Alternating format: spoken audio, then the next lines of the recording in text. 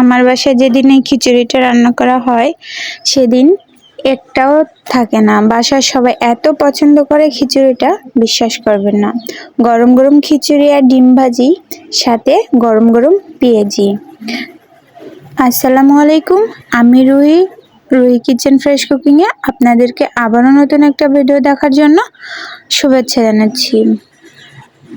আজ আমি আপনাদেরকে দেখাবো কিভাবে খিচুড়ি রান্না করা যায়।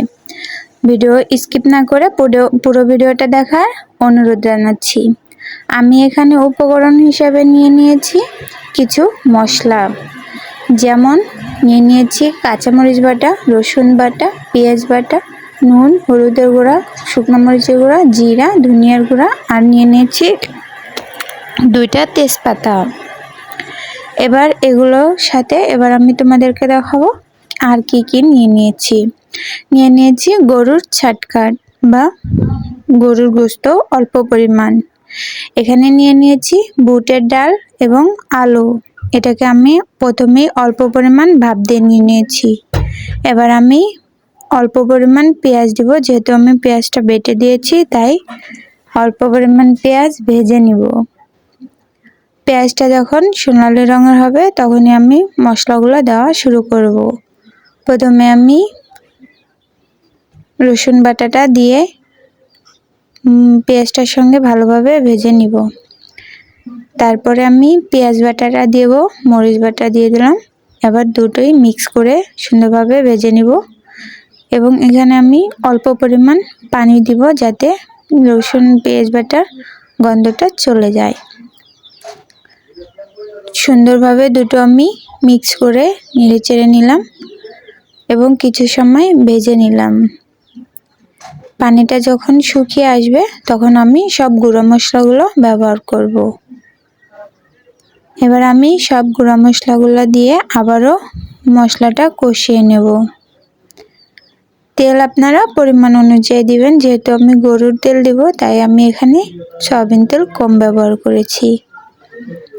এবার আমি মাংসটা মশলার সঙ্গে খুবই সুন্দরভাবে কষিয়ে নিব এবং এটাকে আমি কিছু সময় ধরে নেড়ে চেড়ে নিব।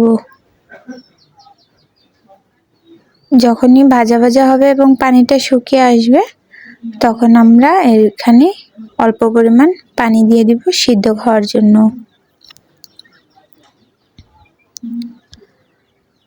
দেখুন পানিটা কিন্তু বলক উঠে গিয়েছে এবং মাংসটাও সিদ্ধ হয়ে গিয়েছে। লাস্ট মোমেন্টে দেখুন কি রকম দেখা যাচ্ছে।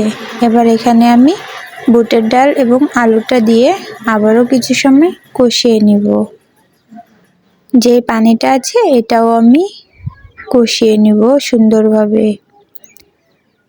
অল্প অল্প জালে এটাকে সিদ্ধ করে নেওয়া লাগবে। এবার আমি নিয়েছি চালটা আমি খুব সুন্দরভাবে ধুয়ে খিচুড়ির ভিতর দিয়ে দিয়েছি এবং লাস্ট মোমেন্টে দেখুন আমার রান্নাটা একদমই কমপ্লিট হয়ে আসছে। আপনারা যারা খিচুড়ি রান্না করতে পারেন না তারা এভাবে ট্রাই করবেন, অবশ্যই কিন্তু রান্নাটা সুন্দর হবে। এবং এখানে আমি ম্যাগি মশলা ব্যবহার করেছি যাতে খাবারটা আরো সুন্দর লাগে।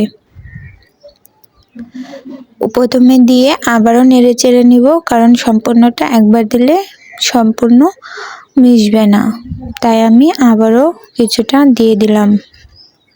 আপনারা যারা আমার চ্যানেলে একদম নতুন তারা অবশ্যই আমার চ্যানেলটা সাবস্ক্রাইব করে দিবে এবং ভিডিওটা ভালো লাগলে লাইক কমেন্ট করে দিবে। আর অন্যদেরকে দেখার জন্য অবশ্যই চ্যানেলটা শেয়ার করে দিবে। ভালো থাকবেন, সুস্থ থাকবেন। দেখা হবে আবারও পরবর্তী একটা ভিডিওতে।